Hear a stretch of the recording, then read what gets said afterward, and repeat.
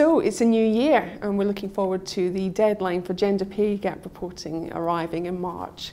We know councils have been working really hard to gather all their data and get ready for the reporting. So we're going to have a look at what kind of things are councils dealing with to get their reports ready. To help us look at this, we've got Phil Bundy here from the LGA, and also we have Jisha Hales from the Government Equality Office. Later on, we'll hear from Doncaster Council on what they've been doing to get ready with their report. But first of all, Jisha and Phil, welcome both. I suppose the first thing to ask is, what do we mean by gender pay gap? The gender pay gap measures the differences in the average hourly earnings between men and women. It's important not to conflate that with equal pay. And I suppose, leading on from that point, equal pay is about making sure that men and women get paid the same rate for the same work, or work that's sort of similar. So Jisha, why are we asking employers to report on what the gap is in gender pay? Well, closing the gender pay gap is not only the right thing to do, it's good for the economy. McKinsey estimates that by closing the gender gaps in work, we could add 150 billion to our gross domestic product by 2025. The gender pay gap has been falling over time, but women still on average earn 18% less than men. We clearly need to do more to bridge this gap, and this is why we want employers to understand what the gap is in their organisation and identify steps to tackle the causes. Jisha, you mentioned there looking at why the gaps exist, and that's the key to all of this, isn't it? The reports are looking at some sort of description of why it exists and also what the employers are going to do to tackle the gaps. Yes, absolutely. Employers need to understand what has caused any pay gaps in their organisation and identify steps to tackle the causes. Each organisation may have different reasons for the pay gap, and so they may need different steps to tackle the causes. So Phil, Jisha mentioned some steps that employers can take, but can we talk very practically, what could those be? Well, I think it's sort of a question of looking at things like, well, how can we encourage people and help them to stay in work and, to develop their careers so that women are in sort of better paid roles a lot of the time. And that can be things like having sort of encouraging flexible working for all types of roles, looking at things like shared parental leave more, looking at things like career breaks so that people can return. And if you look at all that and think about how that's going to work in relation to your data to encourage, things to change in the future.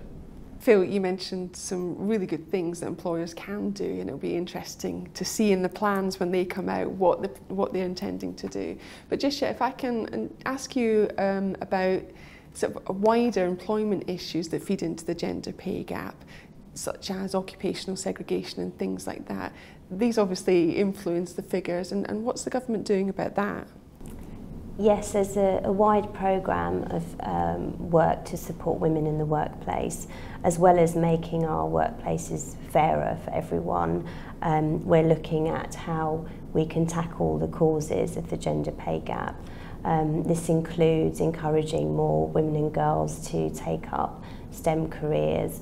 And we're also looking at how we can ensure that caring responsibilities are shared more equally between men and women. If people want to find out more about what the government is doing, there's lots of information and resources on our website. So Phil, let's take a look at the reports in more detail. We've got a few months till the actual reporting deadline in March. Are we clear what we're reporting on? Because I know there were some issues around on-call and continued professional development and all of that wasn't quite clear a few months ago. Yeah, I suppose if we deal with the on-call point, first of all, you go back to the point on what you're actually reporting, as Jisha said, is the average hourly rate of pay. And to do that, you need to work out what someone's weekly working hours are, take their rate of pay for that week, etc., and then get to your average rate of pay. And the question is, do you include time when people are on call within working hours when you're working out what a week's hours look like? And the legislation actually addresses this. It basically says that you follow the formula that you would use for the national minimum wage, living wage. You basically say if the hours count for the purposes of that, you include them in the weekly working hours when you're working out this average pay figure. So you also mentioned around CPD payments, and I'm thinking here about the payments that are made to firefighters, and the issue, one of the questions we've had is, do they fall into the category of a bonus? Because under the gender pay gap reporting stuff, you have to report bonus gaps separately. We think they do fall into their category because they relate to an incentive to performance. And so people will need to report those as a bonus. And there's information on this, as well as information on how you deal with on-call time in our advisory bulletins. And Phil, can we talk about schools? I understand there's some issues around reporting for schools. Yeah, I think a lot of people watching this podcast will know this already, but for maintained schools, where we, the local authority, the employer, the normal rule you'd expect is that the local authorities, the employer, would be responsible for doing the gender pay gap reporting as they are for their other employees. But the regulations make it clear that that's not the case. In that case, it's the governing body in that school that's responsible for doing the reporting. That is, of course, though, if there are 250 or more employees within that school. There are also issues around, again, coming back to the point about, working out the weekly hours and then getting the pay rates. How do you do that for teachers? Because they don't have sort of a standard week that they work because of holidays, etc. And also for term time only workers, because their hours vary because of school closure periods. But also you've got the issue, though, related to that they are paid quite often still in 12 equal instalments. So you need to think about how you're going to work out how to do the figures, or else you could get some quirks in there. So Jisha and Phil, is there any advice for the teachers in the term time only issue? Yes, we've included some suggested examples in our guidance for all employers. This is the joint guidance that the Government Equalities Office produced with ACAS. And what you'll see from that guidance is, for teachers, one approach is to say, well, actually work it out on the basis of their 1265 hours directed time that they work, using a 39-week basis over the year. And then for term time only workers, what you do is you basically take an annualised hours approach. So you add up all the hours that they work, factoring in holiday, and then divide by the number of weeks that they work per year, again factoring in the week's holiday that they have. It was interesting to hear some of the very practical issues that councils will need to think about while getting their reports ready. We're going to speak to Doncaster Council and listen to their experience of preparing their report.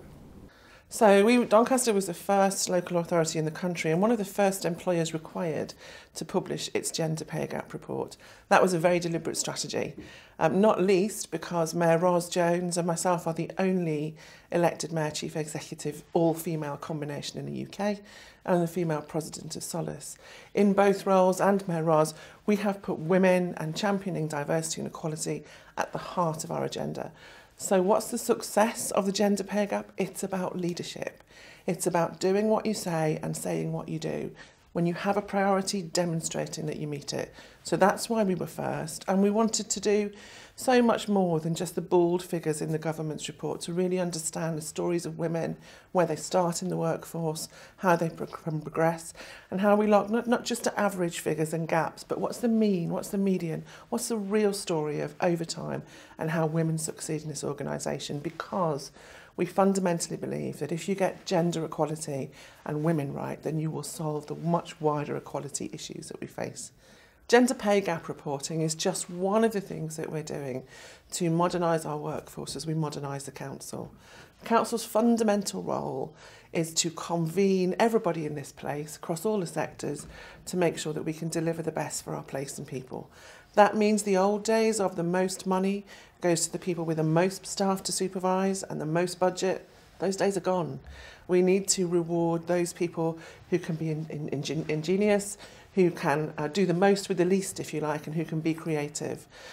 So part of our modernisation is how we recruit people differently, how we train them differently, how we test out, if you like, their values and what they're delivering for our purpose.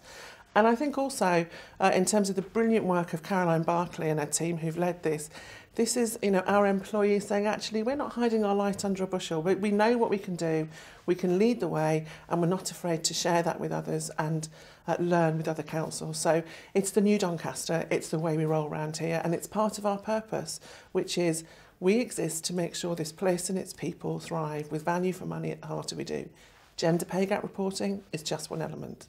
Doncaster got involved in gender pay reporting when the initial consultation paper came out, and at that time we looked at it and we thought, goodness, we don't actually think we can calculate it with the complexities of our payroll, and so we set about to try and do it then. We found a number of problems which we fed back to the government office, and some of the legislation was changed as a result. So when the actual piece of legislation came out, we were ready. We had a good idea of what we needed to do. The first challenge was the calculation itself. Having promoted equality, diversity and inclusion with our workforce, we have people on lots of different terms and conditions of employment. So we have part-time workers, full-time workers, casual workers, term time only workers, and staff on annualised hours. So actually doing the calculation was quite a difficult and complex process. The second challenge was around telling the story, and here in Doncaster we wanted to make sure we told Doncaster's story, reflecting our workforce, which operates across lots of different sectors. So we have our engineers, we have our cleaners, we have our caterers, unlike a lot of industries where they'll only be comparing cleaners. We're comparing lots of diverse groups of staff. So telling our story in a very simple and clear message that reflected our workforce here was really important to us. And the third challenge is yet to come, and that's the challenge of avoiding comparing one council's data with another council. We are all different now, we provide different services, some have contracted out services, some still provide service. So we must avoid the third challenge of comparing one council with another. Engaging staff and our stakeholders was a key part of our journey. The first thing we did was to engage with our directors and our elected members so they understood gender pay in the Doncaster context. The second key area was to talk to our unions so that they understood our gender pay and that it was different from equal pay. And the third area was about our staff themselves and engaging them, which Jo did through her regular column to staff and also through putting the report on the intranet and direct communications with the staff. My key tips to others would be to start now and don't underestimate the amount of time it will take. The second tip is to tell your story in your context. And the third key tip is to engage your stakeholders in the journey. Thank you, that was really interesting, and I'm sure there are lots of familiar issues there for councils. So Phil, any final tips for councils getting ready?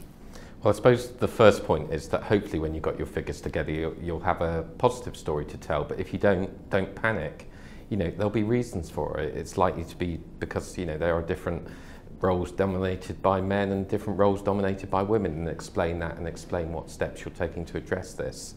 But going back to some of the sort of real practical issues here, is if you're not quite sure what you need to do for the reporting stuff and how you need to work out all the figures, you won't hear me say this very often, but go back to the legislation, because it does set stuff out sort of step by step, and if you have a look at that legislation, hopefully you'll find the answer there pretty quickly. And Jisha, as a final question, what additional resources have you got on your website? We have a dedicated campaign page on gov.uk for the gender pay gap. This pulls together different resources, including links to our guidance, but also case studies from employers to show what they're doing to tackle the gender pay gap. In addition to this, I'd encourage people to look at our online viewing service. This is where employers upload their gender pay gap data, but it also has links to their own websites. So if people have published narratives, people can access the narratives through the viewing service. Jisha and Phil, thank you very much. And it's definitely worth having a look on the website where employers are publishing their reports. Lots of really useful stuff on there already. And of course, if there's any developments, we will publish them on our website. But in the meantime, if you have any comments on anything we've covered today, you can get in touch at our usual email address, which is workforce@local.gov.uk.